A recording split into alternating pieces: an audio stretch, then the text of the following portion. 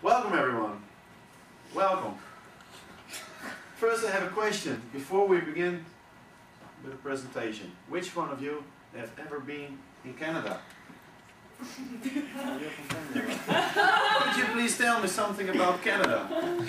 Can I please tell you something about Canada? Yes. What exactly would you like to know? If you talk about Canada, what would you say about Canada? Few people, lots of nature, quiet in most places. And if we talk about the tourism? Talk about tourism. I wouldn't really know. Okay. I hope you'll be able to tell me.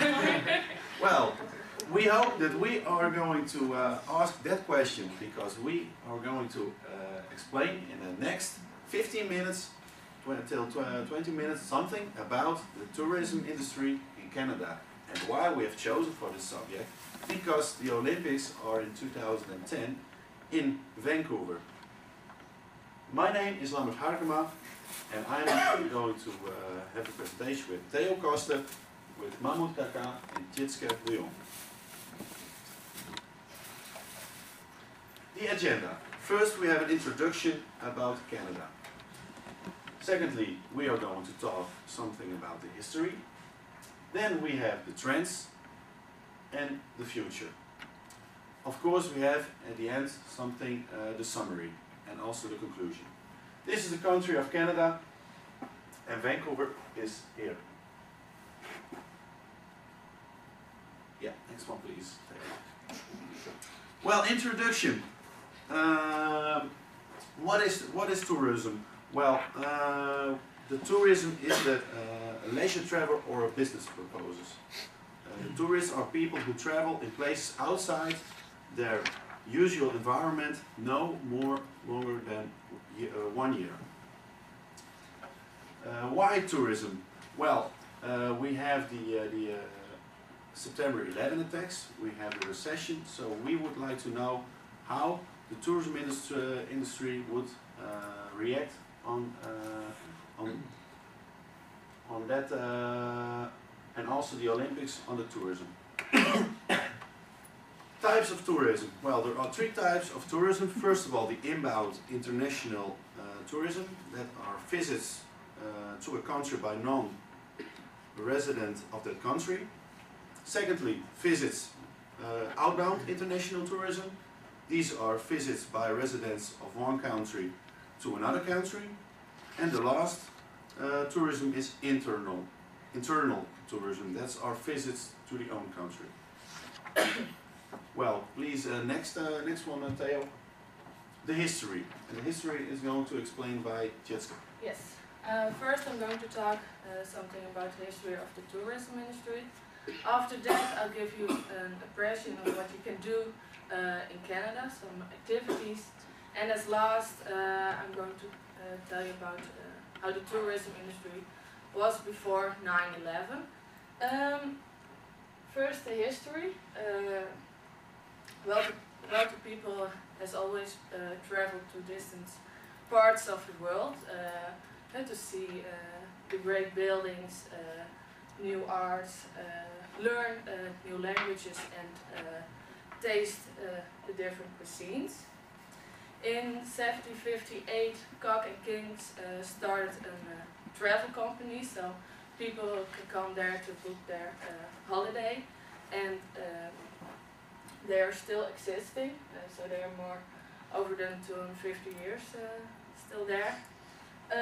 In 1811, the word tourism was used, and in 1840, the tourist word was used. In 1936, the League of Nations defined foreign tourist as someone traveling abroad for at least 24 hours.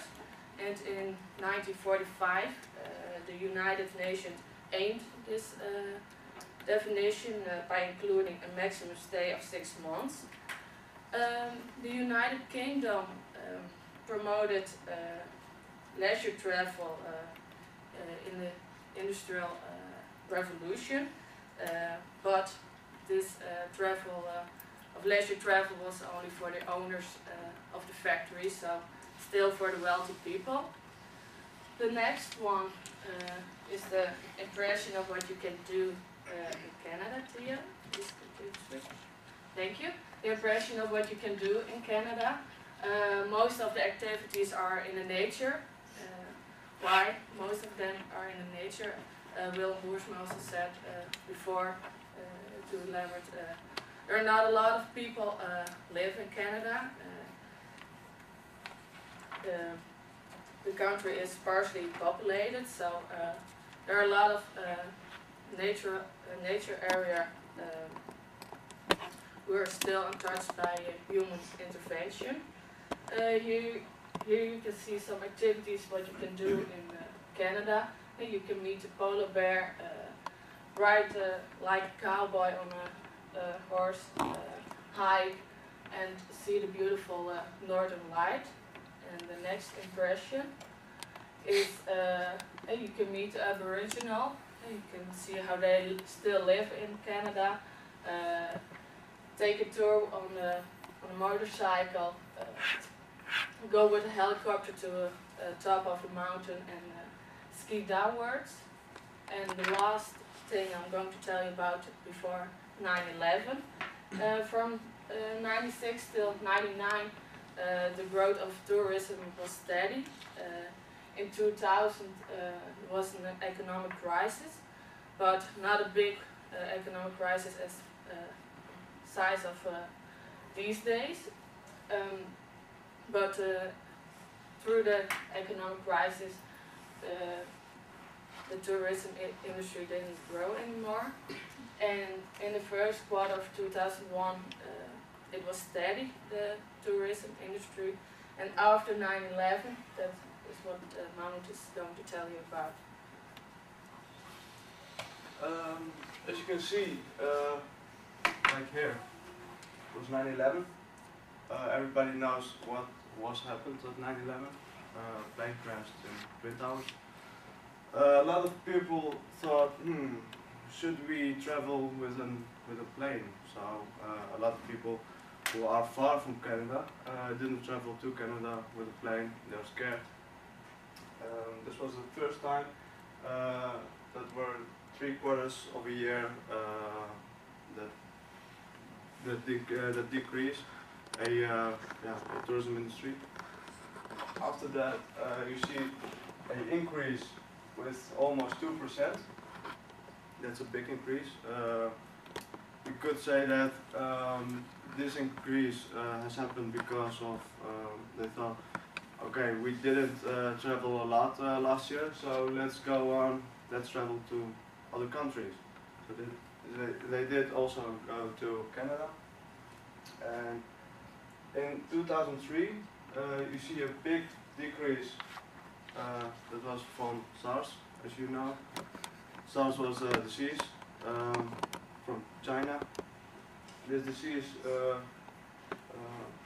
because of this disease, a lot of people thought, maybe it's not good to travel to other countries, and to travel to other countries was a bit hard by plane. There were a lot of control on the airplanes, so that was because of that. After that, there was almost 5 years. The travel industry was increasing, not a lot, but it was still increasing. And at the moment, as you also know, it is an economic crisis.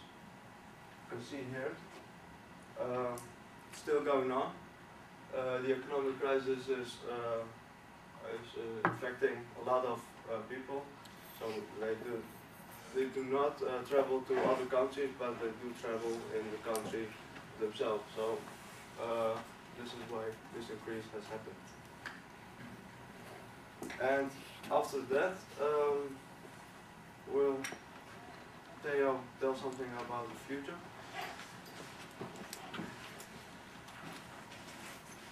Well, as we all know,